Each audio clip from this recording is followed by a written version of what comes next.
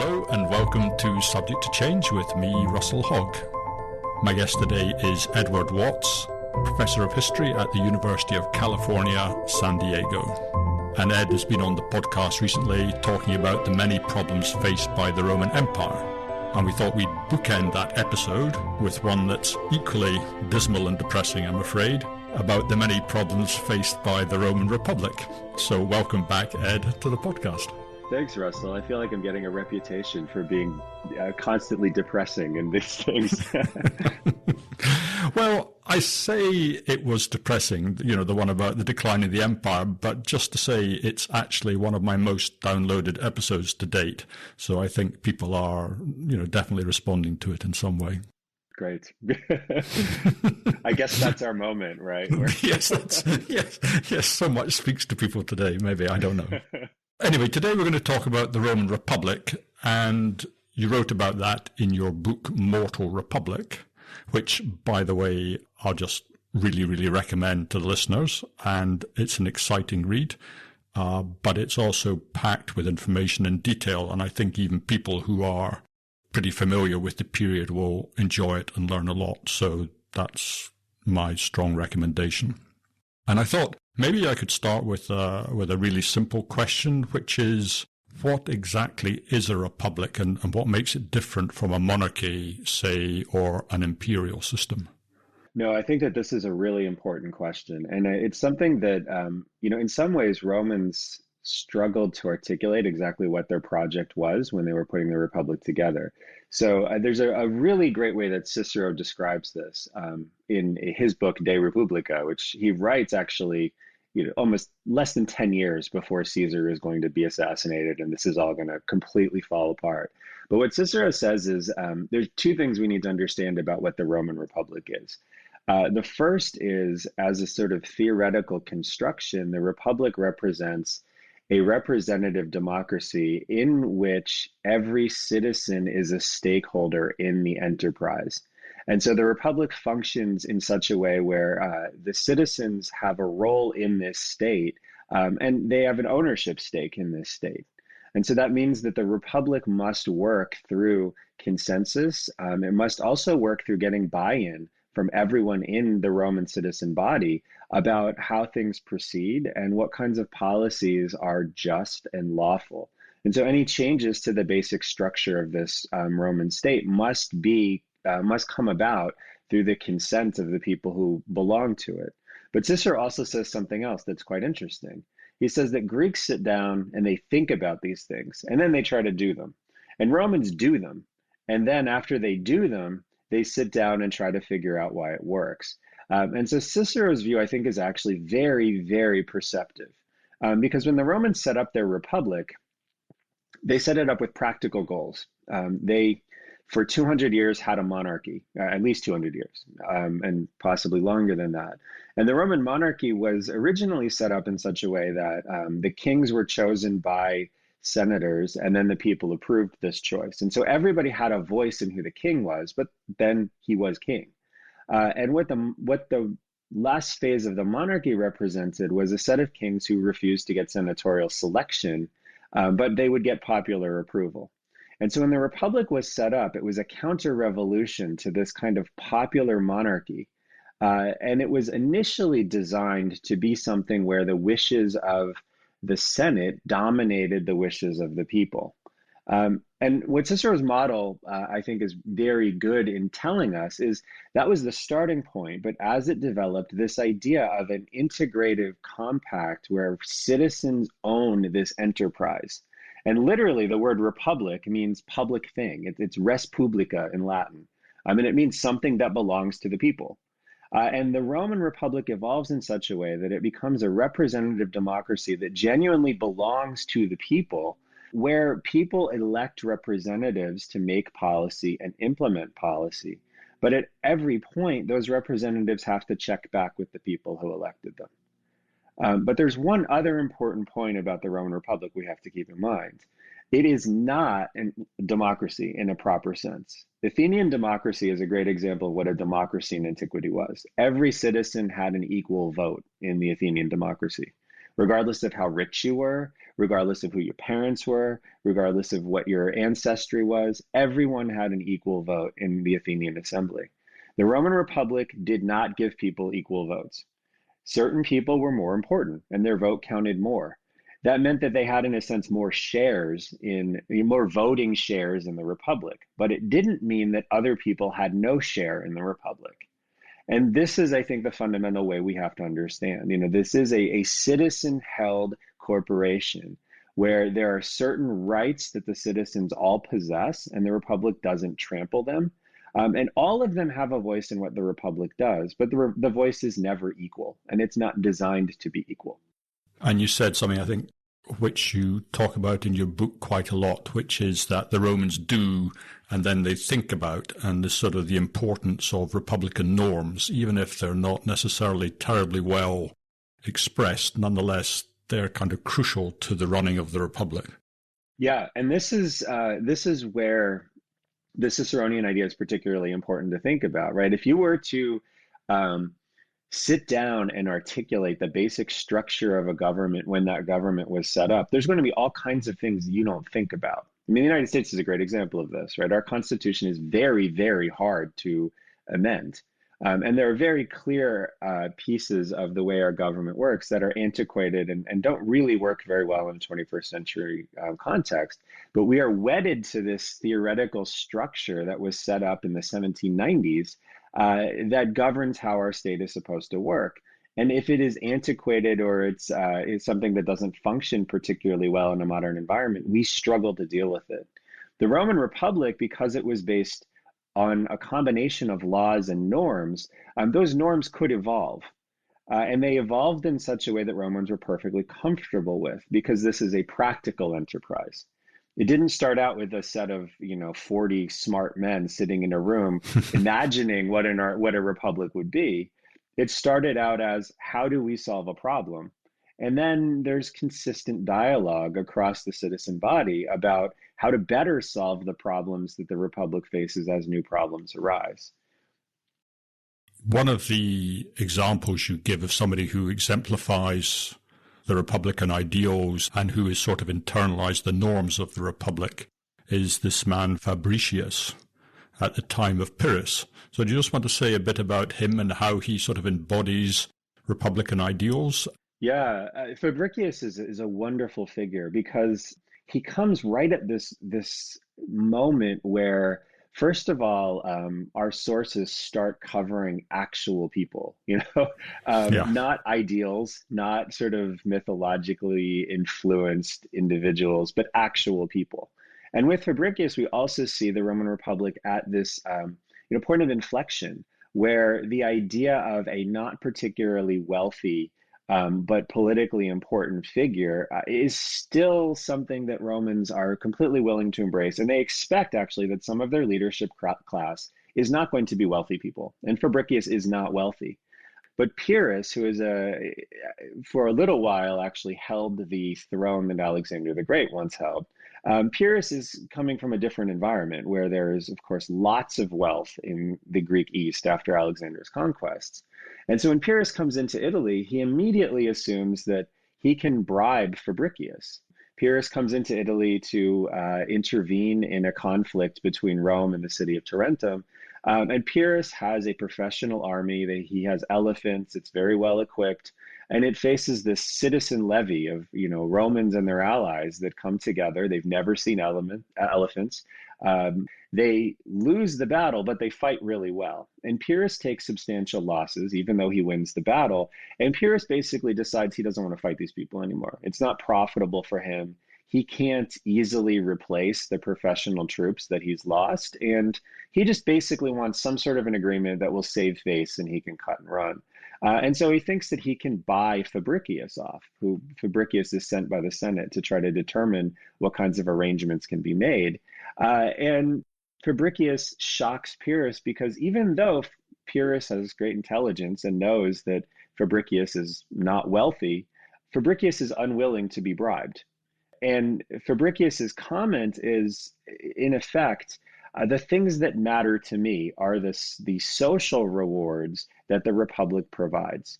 There's a status that comes from serving Rome effectively as a leading member of this citizen-held corporation. And if you give me money or you give me wealth, that actually doesn't offset the loss in reputation that I would sustain if I were to make this deal with you. And so what Fabricius underlines is the sense that in this citizen-held corporation, there are honors that matter more than anything else to the people who are leading this corporation.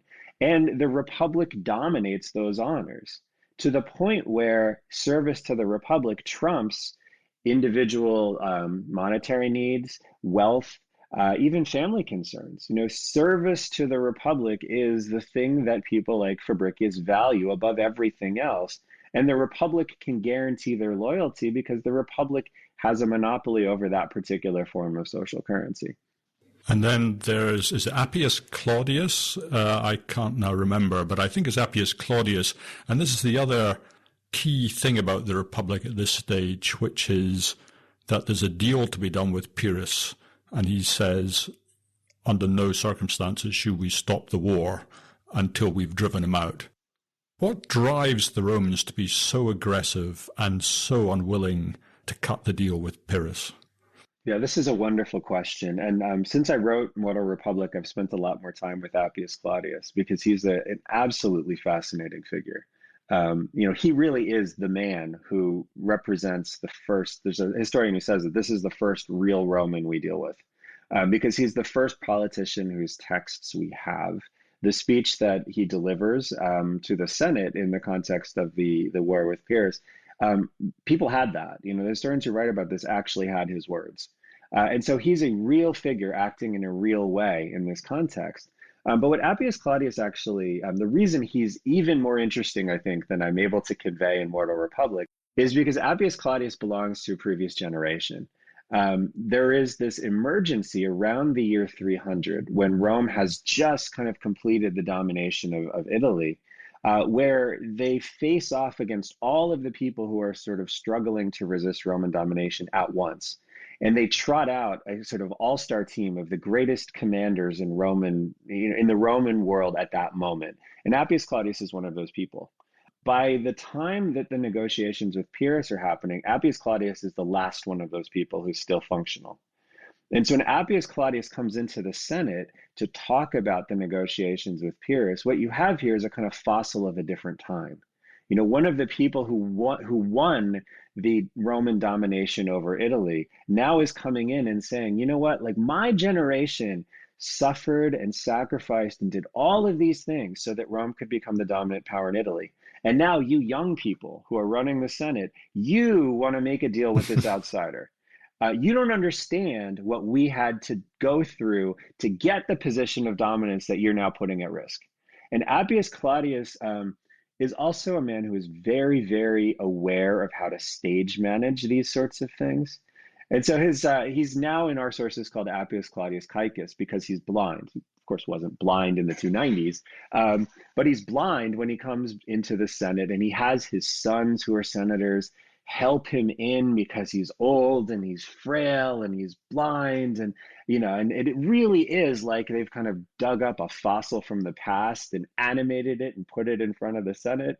And then Appius Claudius gives this speech that says, "We are the dominant power in Italy. But if we make a deal with Pyrrhus, we will have people who once we had to fight to put down. I mean, in my generation, we had to fight to put down. These people will start questioning whether they want to be part of this Roman Commonwealth that is now dominating Italy. And we cannot make a deal with Pyrrhus without also understanding that this is going to start chipping away our authority over the rest of Italy." And this is so compelling that the Senate that was initially inclined to say, well, let's cut a deal and make let Pyrrhus go and do his own thing, they decide we're going to continue the war.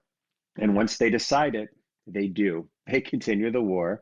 They fight again against Pyrrhus. They lose again against Pyrrhus, but they inflict such devastating casualties on Pyrrhus that Pyrrhus decides, even though he's won 2 battles against the Romans, it's not really worth his time to continue to fight the Romans, and he leaves for Sicily. And so Appius Claudius's admonition to the Romans actually works very effectively in getting the Romans to double down in this war that many of them were wondering whether there was any point to fight. And sort of as a bit of an aside, but I think when the last time we spoke, you talked a little bit about the difference between a Republican army and an imperial army, and that an imperial army, cuts to pieces a Republican army. So I'm slightly surprised that Pyrrhus, with this highly trained, experienced army, he beats the Romans, but he doesn't cut them to pieces. There's a couple of reasons for that. The first reason is the Romans are able to mobilize a force that's basically as large as Pyrrhus's force. The second is that the Romans, in the context of those wars in Italy at the turn of the 3rd century BC, they've pioneered a new way of organizing their troops. It's a formation called the maniples. And basically what this means is there is a way that Romans are organizing the waves of troops that go to fight, and then when they get tired, a new wave comes in. And one of the really important aspects of the manipular function is there's a group of Roman soldiers called the triarii that are the hardcore veterans who stay in reserve. And so when Rome puts together an army, it's a citizen army. But they do have a core of people who are there when the battle goes badly, and you bring the triarii and you are really kind of at the bottom of, you're desperate. These are the reserve force, but they can fight very well. And the maniple formation is actually superior to a Macedonian phalanx.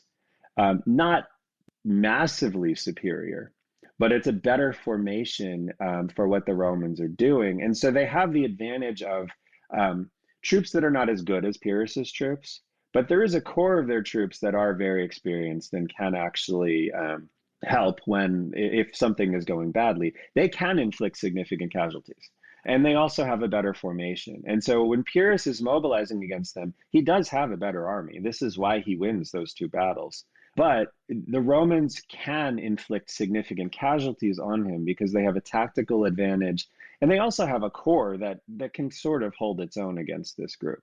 So they don't basically freak out when they see elephants for the first time. They're scared and they don't know how to do it. They don't know how to fight elephants, but they kind of figure out on the fly how you can try to counteract the effect that elephants have.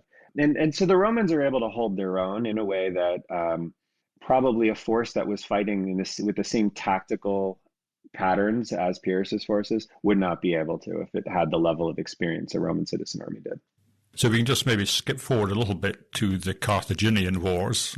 And because it seems to me like at the time that you're talking about, and it is just sort of on this edge of history, where is it for real, what's real and what's not real. But we get to the Carthaginian Wars and our sources are much, much better and hopefully much more reliable. And I'm talking here about the Second Carthaginian War because at the time of Pyrrhus and maybe at the time of the First Carthaginian War, the Republic and the individuals in the Republic, they're all wedded to the system. They're part of the system. They're not operating outside of the system. But when it comes to the Second Carthaginian War, just get the sense that it's beginning to come under stress and that some of the individuals are almost becoming bigger than the system. So I'm thinking about people like Flaminius. I'm thinking about Scipio.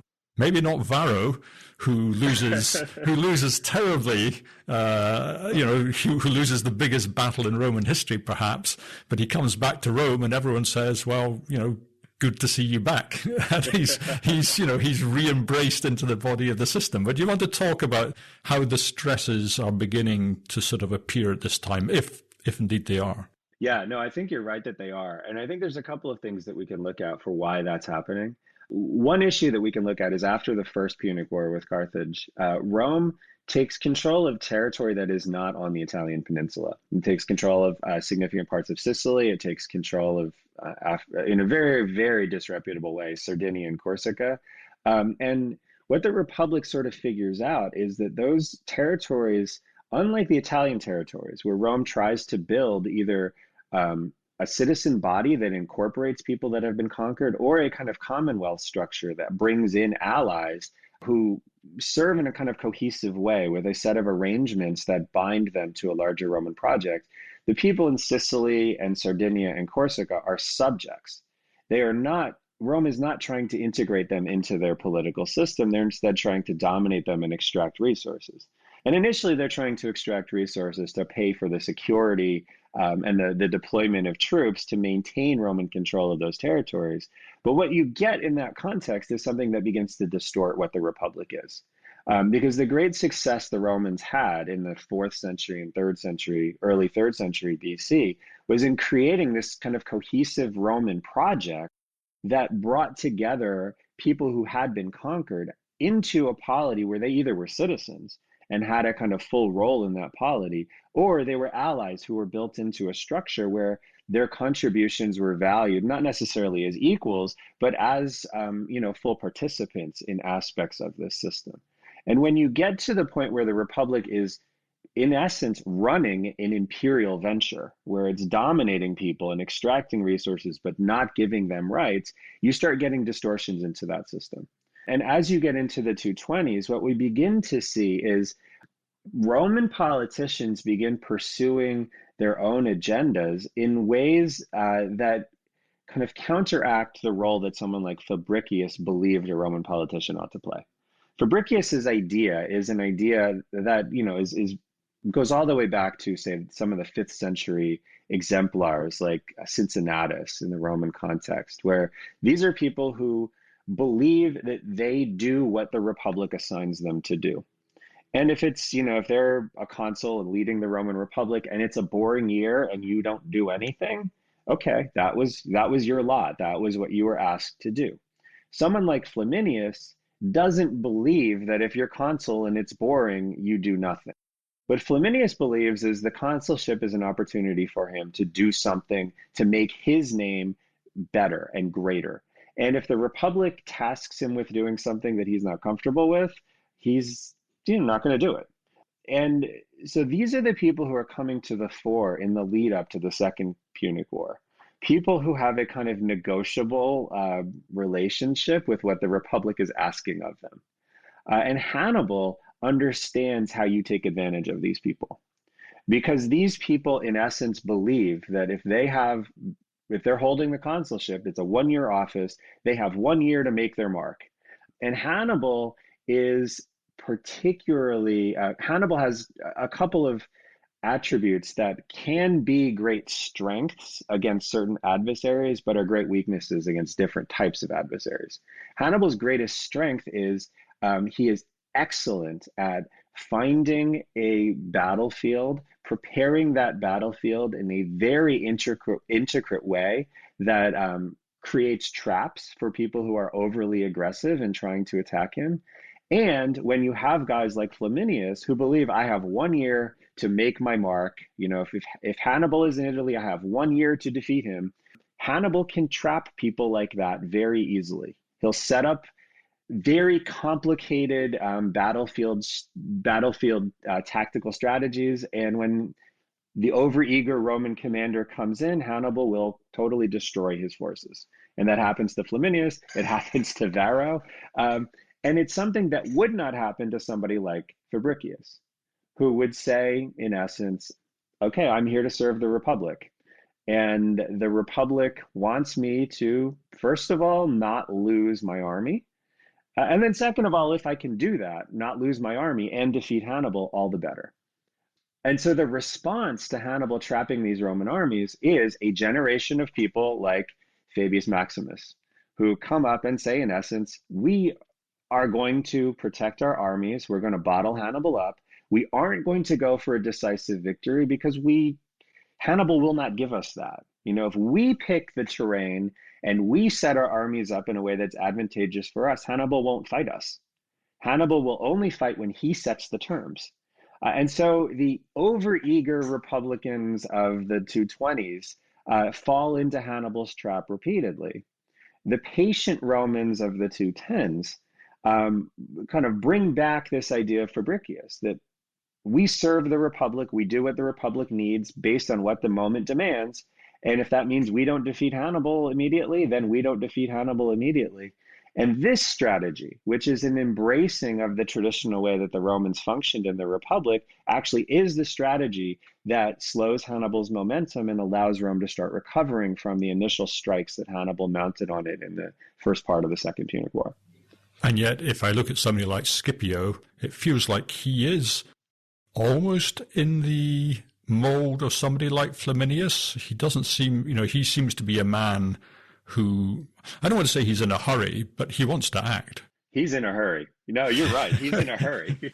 And there's a couple of things about Scipio. I mean, the great tension. I mean, one of the stories that I think is an underappreciated story of all of Roman history is this conflict of generations. When does the older generation's view matter, and when is it disregarded? And the generation of Flaminius that is overeager to confront Hannibal, a lot of them die. I mean, Flaminius dies. A lot of consuls and senators die in these early battles against Hannibal. Yeah, there's that story of the gold rings being emptied onto the Senate floor, I think. Yeah, no, it's no joke. A lot of these people die. And so when you bring together the all-star team of former consuls in the 210s, like the all-star team of the 290s, what you get is a very conventional group of people who have, in a sense, already made their mark.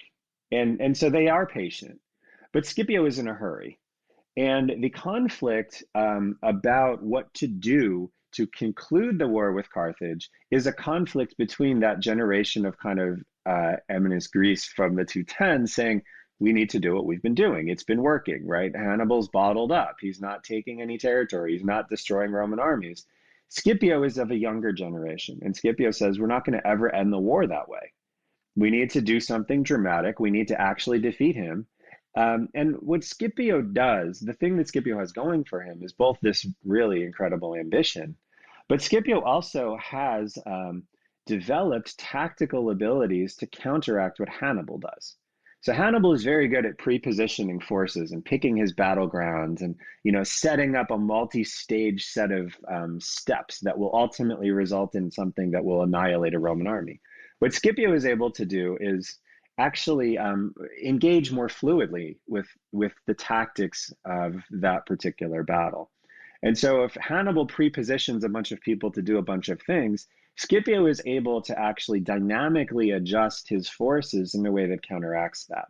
And so Scipio is, in a sense, the next generation of Roman politicians, but he's also the next generation of Mediterranean military commanders. And so the people like Fabius Maximus cause all kinds of problems for Scipio as he tries to take the war to North Africa, including doing things like giving him the veterans who survived the Roman devastating defeat in southern Italy in 216 that basically caused Rome to adjust its strategy. This is the Battle of Cannae. Scipio gets these guys who are now, almost 15 years older, and they are discredited and they're defeated. And Scipio trains them in his new style and actually does defeat Hannibal. But the interesting thing about both Hannibal and Scipio is both Hannibal and Scipio actually die in exile from their home cities. And so this battle that ends the Second Punic War between the two greatest commanders of that day is, in a sense, a great triumph for Scipio, but it ends actually with a career where both men end up discredited and kind of dying alone away from their home cities, in part because Romans of the subsequent generation can never allow Hannibal to be rehabilitated, even though he tries. And they also are extremely skeptical of Scipio, who lived his entire life in a hurry, and cut corners to try to advertise his achievements and celebrate the degree to which his achievements exceeded those of all other Romans. And so there's a Republican reaction to that says, in essence, you're in a sense too big for the Republic and the way the Republic should work. And so it's a very interesting end to this conflict. The next generation, in a sense, strikes back against Scipio and says, we need to revert back to something that's a little less grandiose and identity driven. So Scipio almost is a figure 100 years before his time, in a sense. Yeah, I think though that this actually does speak to the strength of the Republic, though. If Scipio had been alive in the 60s instead of, the 190s, Scipio would have taken control of the Roman state. I think there's very little doubt about that because the Roman state in the 190s is still robust enough that it can say, and it's not the most reputable people who are saying this, but it can say what Scipio is doing is a real danger to a republican structure where the honors are supposed to be controlled completely by the republic, by this citizen-held corporation. Scipio is getting, in a sense, so important and so wealthy that it begins to look like he's bumping up against the limits of a system where honors should be monopolized by the republic itself and not by an individual who is, in a sense, awarding himself things. And you say it's not necessarily the most reputable people. Is it Cato the Elder? Sort of, there's another Cato comes along later. Yeah. And it's almost the same thing. But this Cato succeeds in dragging down Scipio, right? Yeah, no, it is Cato the Elder. And it's Cato the Elder does succeed in tracking down Scipio, but he does this in a way that is pretty disreputable. He basically says that this is a moment where the virtues that made Rome great are slipping away from us, and we need to preserve those virtues. And that means, you need to elect me as the person who decides who's in the Senate and who decides what is reputable behavior and disreputable behavior. And then Cato overcorrects in a way that doesn't reflect particularly well on him. But the fact that you actually have this kind of correction to what Scipio has been doing, it shows something of the strength of the Republic at that moment. The fact that you do have the capacity in that state to have somebody come in and say, this person is becoming too important. This person is becoming a threat to a system where everybody is supposed to perform their role when it's their turn to perform it, but you take turns. You don't have one person in charge all the time. Cato doesn't do this in the best way, but the fact that Cato is able to do it speaks to the continued strength of the Republic at a time when what Scipio was doing was a challenge to the normal way these things should work. And it does speak to the strength of the Republic that they're able to pull down somebody who has removed, their greatest enemy, the people they've been most frightened of, the person who could have ended their state. And yet even that man can be pulled back. So I think, yes, it does really speak to the strength of the institutions in a way. Yeah. Cato the Elder, he's the same guy, isn't he, who at the time of the Third Punic War, who insists that Carthage has to be destroyed and who incites the Third Punic War. And at the Third Punic War, there's a man called Tiberius Gracchus, and there's also a guy called Scipio. But now we've got Scipio and we've got Tiberius Gracchus, who I think was the first man over the walls at Carthage, and he's a very important figure in the story of the Republic. So do you want to pick up the story at the Third Punic War, the war against Carthage, and then going forward from there with Tiberius? Sure. The interesting thing about this is that Scipio is a descendant of the first Scipio, and also comes to be called Scipio Africanus because he also defeats Carthage. But he is the uncle of Tiberius Gracchus. Very complicated situation.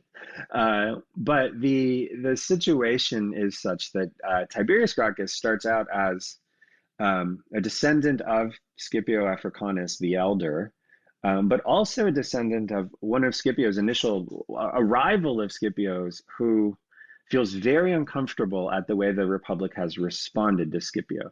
And so there is Scipio, after defeating Hannibal in North Africa, goes and fights Hannibal again when Hannibal is serving under a Greek king in Asia Minor.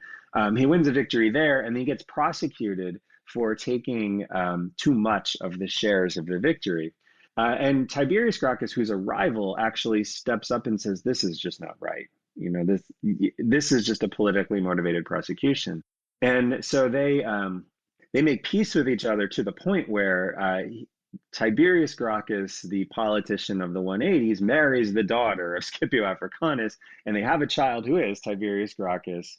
So it is all very complicated. But our Tiberius Gracchus of the 140s initially starts with these prime positions serving under the commander who takes Carthage. And this, he shares his tent. They're very, very close. And then there is the next phase in Tiberius Gracchus's career. He's appointed to serve as the guy who basically keeps the accounts while one of the consuls goes and fights in Spain. And this consul is not a good commander, and he makes all kinds of mistakes and ends up getting the Roman camp surrounded, which is supposed to be almost impossible, right? This doesn't happen. You have to be really incompetent to have something like that happen. But he negotiates an agreement with the Spaniards to like let all the Roman soldiers go. But in return, there will be peace in Spain, and the Roman war against these Spanish adversaries will conclude. And then Tiberius Gracchus negotiates this because he has relationships with Spaniards that allow him access. And so when he comes back to Rome, he expects to be celebrated as a hero for saving these Roman troops. The problem is that Scipio Africanus, the conqueror of Carthage, who is also his relative, has decided that he wants to go to Spain and defeat these people. These people are based in the city of Numantia. So he wants a command to go there. So he and his allies disavow the peace treaty with the Spaniards that Tiberius Gracchus had helped to negotiate. And as they disavow it, they also attack Tiberius Gracchus. And so Tiberius Gracchus is, in a sense, a incidental casualty of these political machinations in Rome, designed to try to give Scipio Africanus another victory to put in his cap. Tiberius doesn't take this very well. He is the blue blood of blue bloods. This would be I don't know. I mean, if the Clintons and the Trumps married and had children, he would be that. Or if the Kennedys and the Bushes married, had children, he would be that. He is on a sort of glide path to political leadership in the Roman Republic, and all of a sudden he's completely cast aside. And so he's very, very cynical about this, as anyone reasonably would be. To have not only political allies, but family members do this to you, you're not going to be willing to play by the rules of the game that you thought applied anymore. And so what Tiberius Gracchus realizes is at this particular moment, the growth of Roman power across the Mediterranean in the period between the defeat of Hannibal and the 130s has created really significant wealth imbalances in Italy. Initially, the Roman expansion had generated a lot of opportunity for everybody. And so the generation after the defeat of Hannibal had lots of economic opportunities, whether you were rich or whether you were poor. But by the 150s, rich people continued to have lots of economic opportunities, driven by the invention of a kind of financial market that enabled them to engage in investments that produced really, really high returns consistently. And so rich people were getting richer and richer and richer, but the opportunities for lower and middle class people were really stagnating. And there was a significant amount of anger at this. And Tiberius Gracchus realized that the people who screwed him over are some of the same people who are benefiting economically from this system that was making Romans more and more angry. And so Tiberius Gracchus re-entered politics as a kind of rabble-rouser who wanted to change this economic system. And the interesting thing about it is he didn't have a solution for the actual economic problem. And he didn't actually care to have a very big solution for the economic problem. He actually took a policy that someone had proposed years before. And it was a policy that basically said that public land that had been taken from people who had allied with Hannibal during Hannibal's invasion of Italy, this public land had been rented by individuals, and some of them had more of this land than the legal limit actually allowed. And this happened largely because so many people died in the war with Hannibal that, you have land, you want it to be cultivated, you allowed people to exceed the legal limit because you needed someone to take this land. What Tiberius Gracchus said is, well, we'll take that excess land and we'll distribute it to poor people. There are far more poor people than there was land that would be distributed. And even so, he didn't have the capacity to really make this work. So this is symbolic, but the symbolism of it was great because it was blocked by senatorial elites who were not comfortable with this. And what Tiberius Gracchus understood innately was um, the reason people supported this wasn't because they thought they would get land. They supported this because it was doing something to rich people who they felt were benefiting unfairly from a Roman system that poor people were fighting wars to uphold. And Tiberius Gracchus said, in essence, it's not about the policy, it's about the statement. And so when the land reform was blocked, Tiberius Gracchus begins using threats and intimidation to overwhelm his opponents and to get land reform passed. Then when the Senate refuses to fund it, he uses threats and intimidations to take money that the Senate should normally control. He applies it to his land reform bill. But at every state, what he's doing is not solving the problem so much as channeling the anger of people who feel the problem is significant. And so Tiberius Gracchus, in this sense, is working within the laws of the Republic, but violating the norms of the Republic. And he's violating the norms of the Republic on purpose because what he's trying to do is channel anger from people who feel dispossessed in a way that benefits himself politically.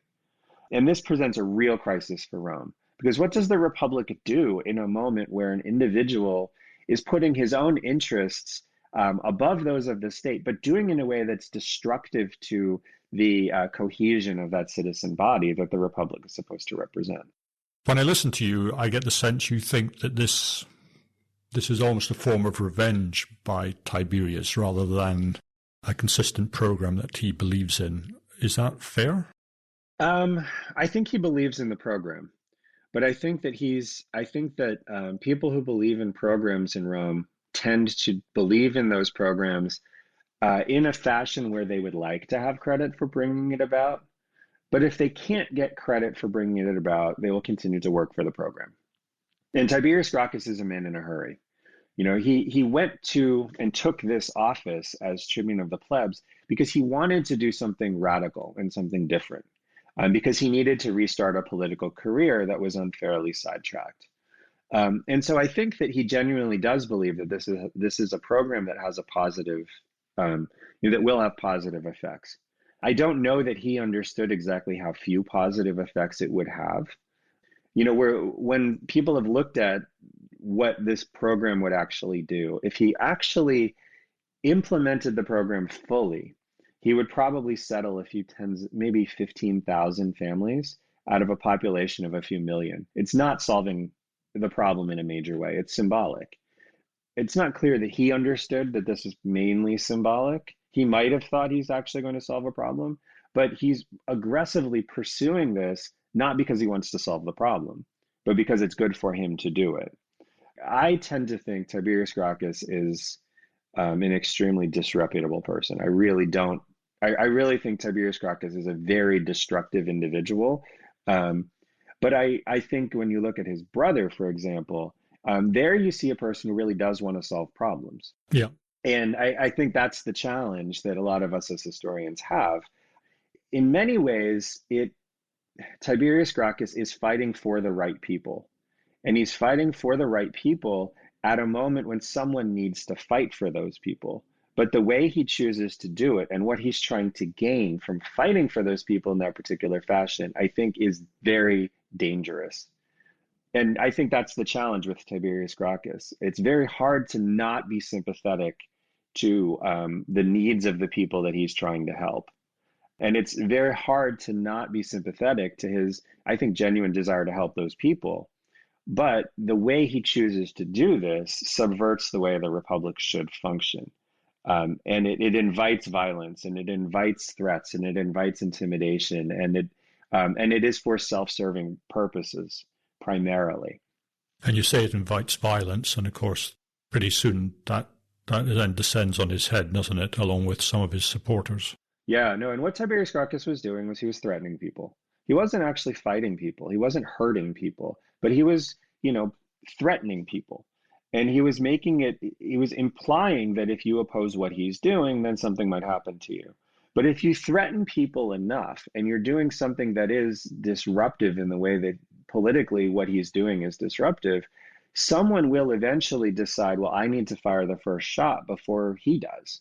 And this is what happens. Tiberius Gracchus is using intimidation and he's using threats. And somebody, actually the Pontifex Maximus, the chief religious figure in the Roman state, says, and a relative of Tiberius Gracchus as well, says, we need to do something before he does.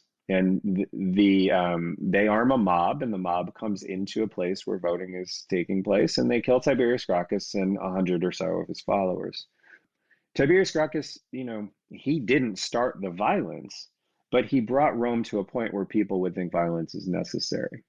And everybody thinks that's a huge turning point in the Republic, because this is the first time that, is he a tribune at the time? I can't remember. Yeah, he's a tribune of the plebs. And that's the first time somebody in an office like that has been... It is the first political killing in Rome since the 5th century BC. And so it's more than 300 years since we have an example of this kind of thing happening. The Republic it doesn't have structures for dealing with political violence because it's not part of how the Republic has worked. And so once political violence is introduced, they don't really know, they don't have either laws or customs that say this is how you deal with this problem, because it's not a problem that they faced in a very long time. And so what ends up happening is this becomes a political technology that enters into a political space where it doesn't belong. And it starts metastasizing. When Gaius Gracchus, Tiberius's brother, pursues a set of reforms, he gets goaded into a confrontation where 3,000 of his followers are killed. That's like a little more than a decade later. So the initial violence is Tiberius Gracchus and 100 or so of his followers. The next time this happens, it's a few thousand. The next time it happens, you have a figure kill someone in an election, disrupting the count of the vote, and then seizing the Capitoline Hill and working out an amnesty arrangement where he goes to the Senate and he and his followers are burned alive in the Senate house. The next phase in this is Sulla and Marius and a civil war. And so you have, as political violence gets introduced into the system, people learn how to use it more and more effectively, and more people die. And so a system that's supposed to be based on regulated political contentions, regulated political competition, is a system that in essence is supposed to say, you can have arguments and disputes, and we will provide an arena where you can decide those things nonviolently. And you all agree to the rules, and if you win the dispute, this is what you get, right? You get honor, and you get to do what you want to do, and you maybe get to implement a policy that you designed. And if you don't win the dispute, well, maybe, you look bad and you feel bad, but you don't die. You don't lose your property. You don't get sent away. The Republic creates this arena for peaceful political competition, and people play in that arena without killing each other for 300 years. All of a sudden, when you can sideline competition and take it outside of that arena and use non-peaceful means to try to bring about policies that the Republic is designed to bring about peacefully, what you've done is create a set of political technologies that people will learn from and do better. And then the violence gets worse and more people die and more rights are violated. The other thing, if we go back to this original idea we started with about what a republic is, when the republic is regulating competition, it can also ensure that the rights of its citizens are not violated. And the very basic promise that the Roman Republic makes is your life and your property will not be taken away from you illegally, and there will be due process before any of those things happen. Once you create these illegal channels of violent political competition, the ability of the Republic to guarantee those things goes away. And so the Republic can say, within the context of the Republic, we can protect your life and your property. But if there's also this sort of violent way of deciding confrontation, and you can have your life taken away and the Republic can't stop that, the Republic starts eroding. And people begin seeing those laws and protections as conditional. In essence, the Republic can protect your lives and properties as long as nobody wants to use violence to take away your life and property. But if they want to use violence, the Republic can't stop them. And that's the real trajectory that Tiberius Gracchus's murder puts Rome on. So you would argue that there's sort of an Overton window effect, that once this idea has been released out there that this is possible, then it happens more and more, right? Yeah, people learn to do it better. One of the questions I find interesting is Rome is getting bigger and bigger. It's getting wealthier and wealthier. It's getting provinces. It's got its issues in Greece. It's got provinces all over the place. It's fighting wars all over the Mediterranean. And it has all these challenges. And yet nobody wants to allow anyone to meet the challenges, because if they allow them to meet the challenges, then they get the status, they get the rewards, they get the power.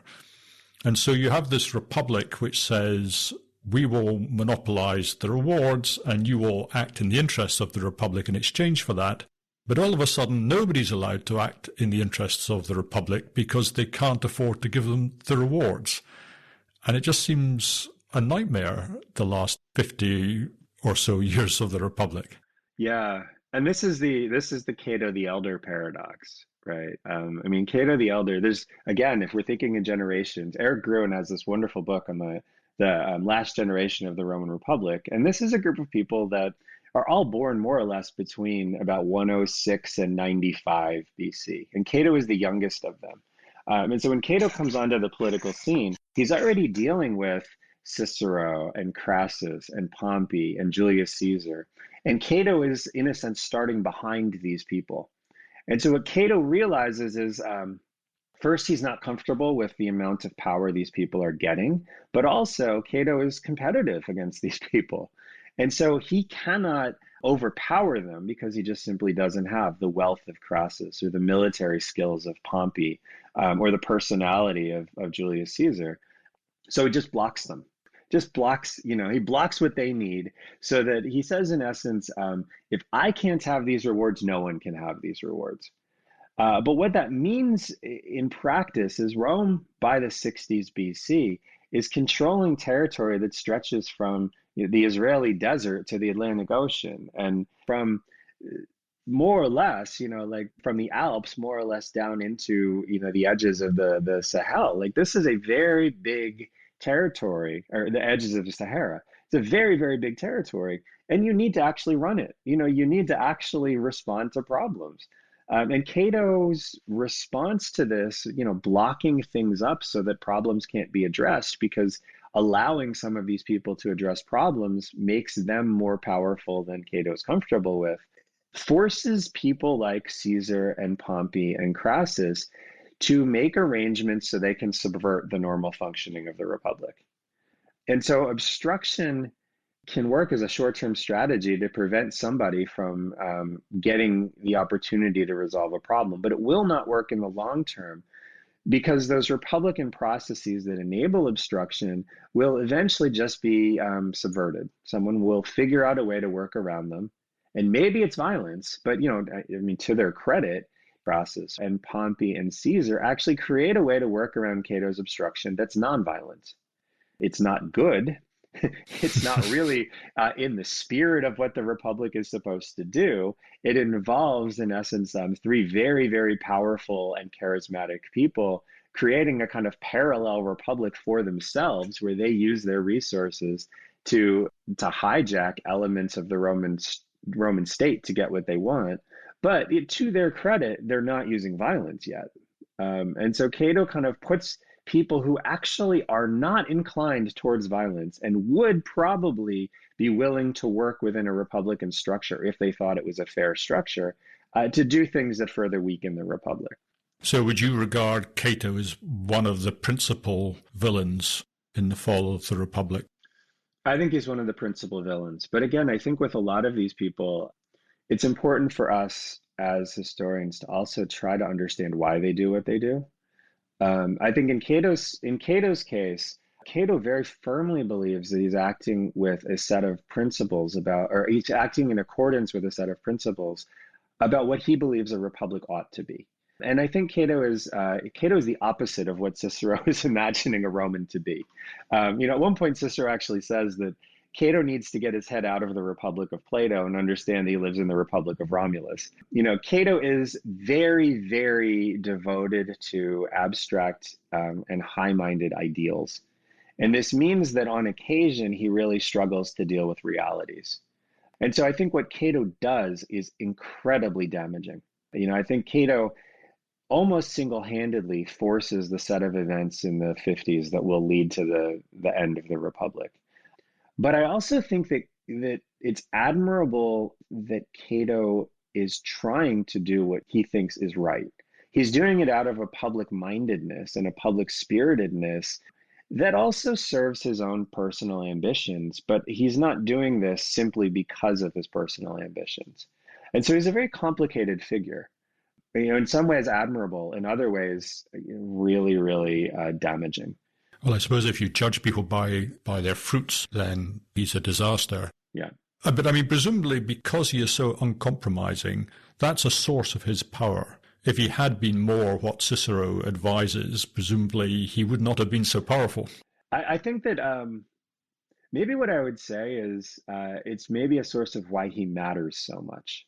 But is that not where he gets his support from? Because people admire his integrity or whatever you want to call it. I think that's true, but I think that it's also true that Cato had power only insofar as people were willing to acknowledge the restrictions that he was putting on their activities. And this is what the alliance between between Caesar and Pompey and Crassus is. They basically say, we're not going to acknowledge that he has the right to do this anymore. And once they say that, he doesn't have the power to do this. He has the power to make it, uncomfortable, but he can't stop them. And he never can stop them again. He can make trouble for them. He can make it uncomfortable. But, what he's doing is, in essence, exercising a kind of symbolic power that actually works only insofar as you accept that he has the right to be doing that. I guess a similar way, if you're thinking the United States, is Mitch McConnell has a significant amount of power to obstruct things in the Senate right now, just as long as Democrats in the Senate are willing to say Mitch McConnell has that power.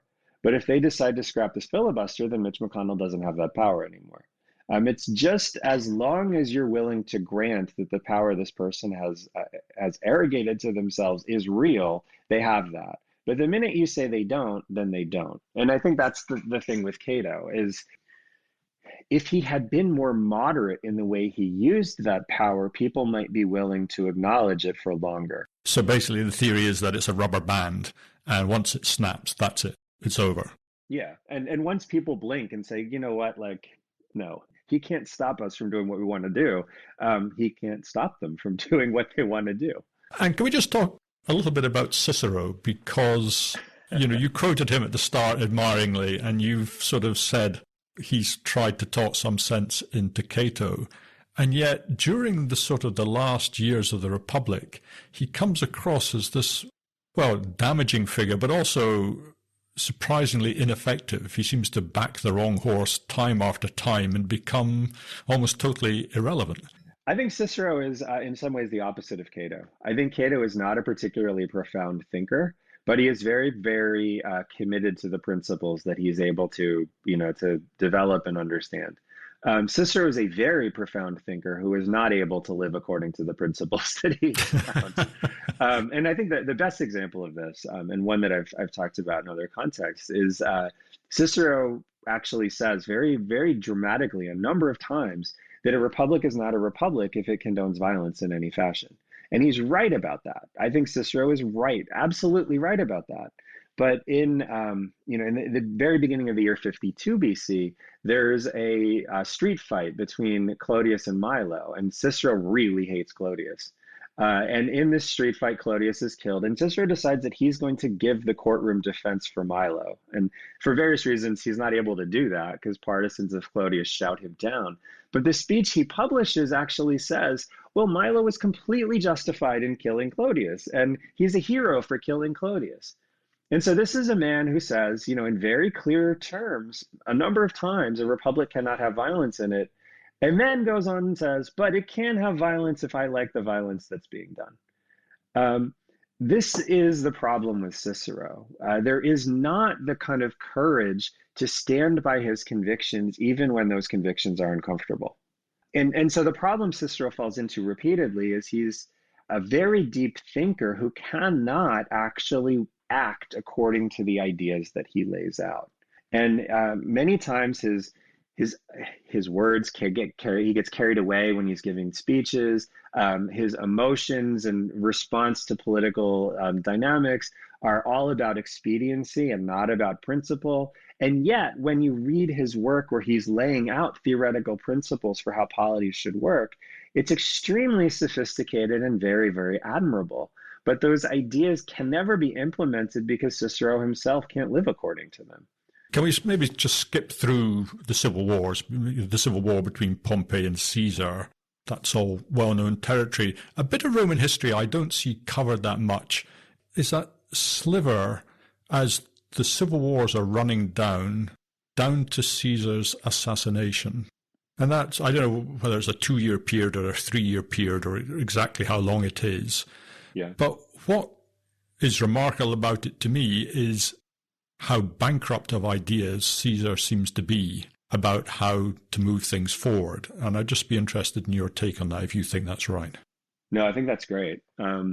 I think that there's a couple of things about Caesar that, again, Caesar, like everybody in this moment, is a really complicated figure because Caesar lived through the civil wars with Sulla, and he was a victim of Sulla. His father's property was confiscated. Caesar was kicked out of a priesthood. Sulla tried to make Caesar divorce his wife. I mean, there's all kinds of things about what happened in the civil wars between Marius and Sulla that Caesar was really, really adamantly opposed to. And one thing that I think deeply influenced Caesar was this idea of killing people because they were on the wrong side of a civil war. And so Caesar is very aggressive in trying to pardon people and reintegrate them into the Roman state. But what Caesar also understands is the Roman state by the 40s, the Roman state has become so dysfunctional that it can't actually run and protect people's lives and properties without somebody who is standing there as the guarantor of that security. And so what Caesar's trying to negotiate is a Roman state that brings everybody back into the fold, that resolves the civil wars by taking everybody, regardless of what side they were on, and bringing them back into a political structure so that they all can meaningfully participate in it. But he's not willing to allow that political structure to just sort of spin out from under him, because he doesn't believe it is strong enough to perform that basic function of a republic preserving the lives and property of its people under law. Caesar believes the only way the republic can do that is if Caesar stands above it as the guarantor of those things with his armies and his power. And so what Caesar really is struggling to do is to figure out how to do both of those things.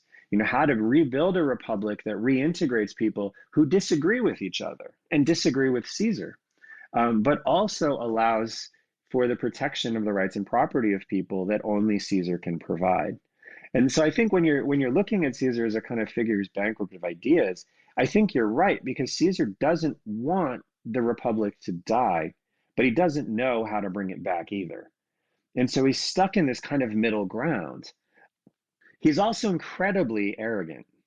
And so part of the thing about being indispensable is he is indispensable, but he knows it, and he feels like that should be acknowledged.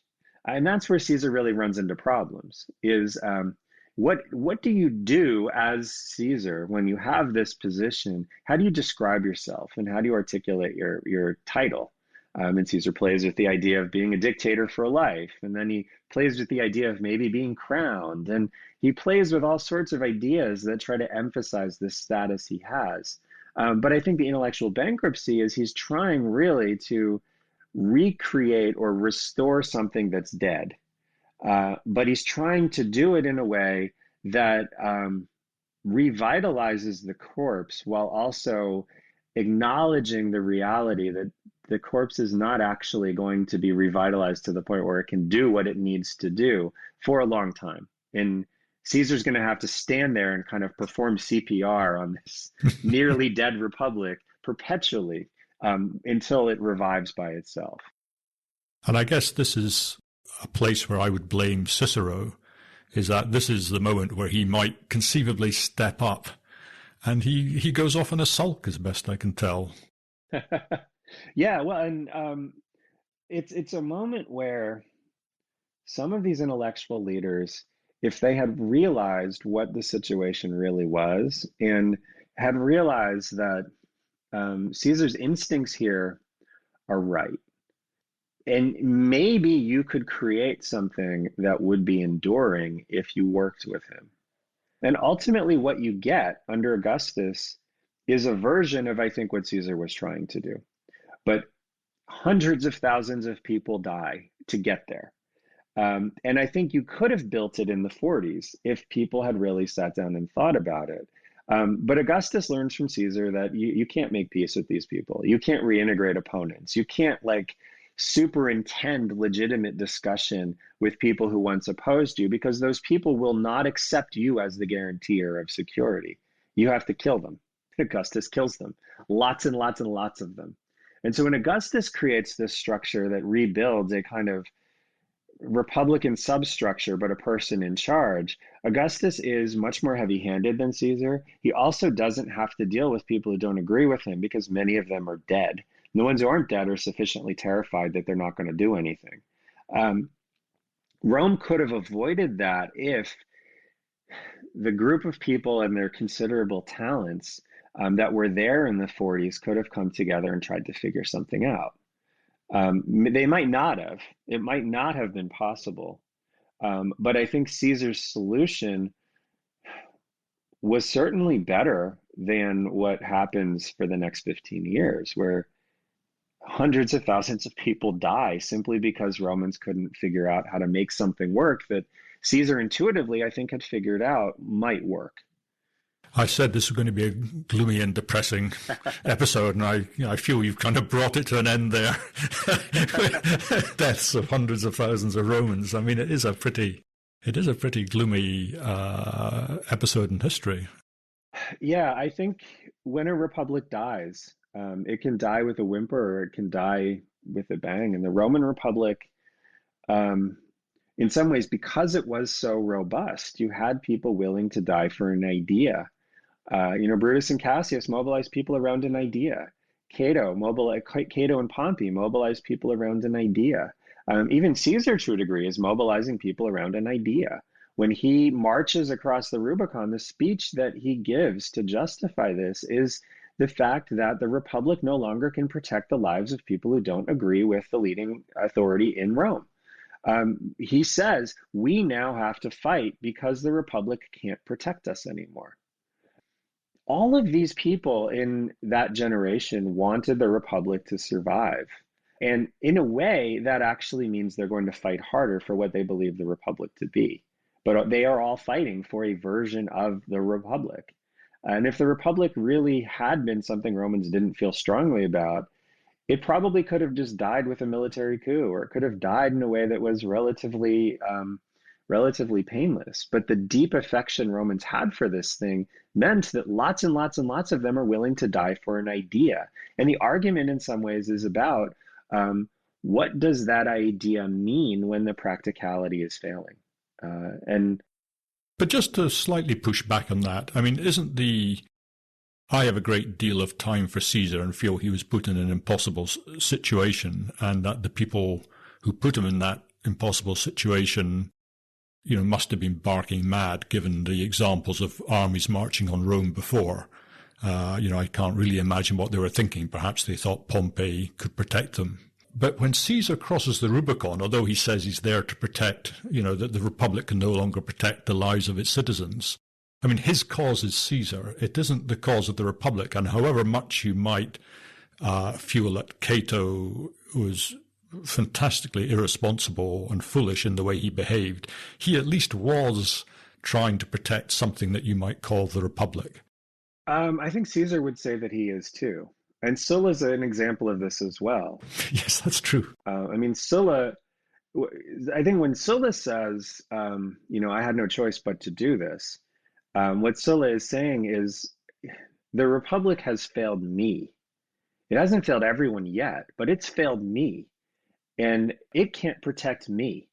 And the riot that leads to Sulla going to his army actually did lead to the near assassination of Sulla and his co-consul, and the assassination of the son of Sulla's co-consul.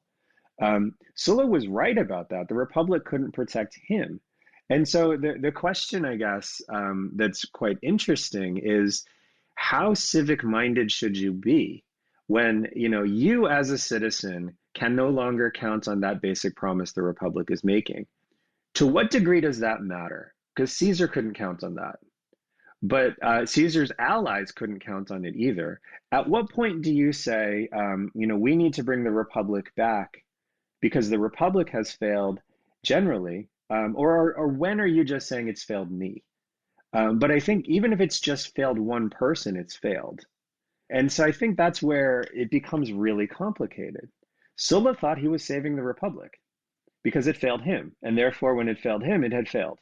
I think Caesar has a more developed idea, but ultimately what's driving Caesar is the Republic has failed me, and my allies and my soldiers. And at a certain point, you would say, what do I value here? Well, I value my own self-protection, but I also value a political system whose structures, I believe, when they work, would prevent me from having to do what I just did. And so I think that they are all working with an idea of a republic that isn't this cynical republic that Augustus ends up with. I don't think Augustus is committed to the republic.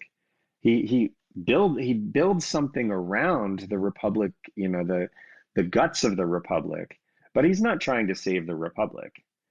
These other guys, I think they would have preferred a republic that worked. They would have preferred that republic of Fabricius to the sort of anarchy and death and destruction of the 40s. I don't think Augustus would have. I don't think the people around Augustus would have. And and I guess maybe that's where I'm a little more sympathetic to people like Caesar and Sulla. But I do struggle with this idea of what does it mean when an individual realizes that the protections are no longer available to him or to her? And to what degree then are they justified in doing what some of these people do? If it were me, I would say, Sulla, go retire, go take your money and go live in Asia or Cyprus or somewhere, just cash your chips in and go. Like, why do this? One of Cicero's great friends, Atticus, does this. And he survives all of the civil wars. He makes it through all of this stuff because he basically says, I just don't want to be involved in this. It's just not my thing. I'm going to do something else. And it works for him to the degree it works for anybody.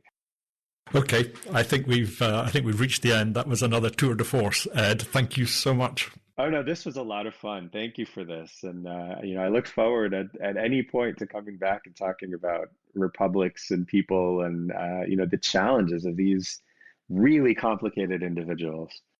Don't speak too hastily because I absolutely guarantee you a return invitation anyway. But thank you very much.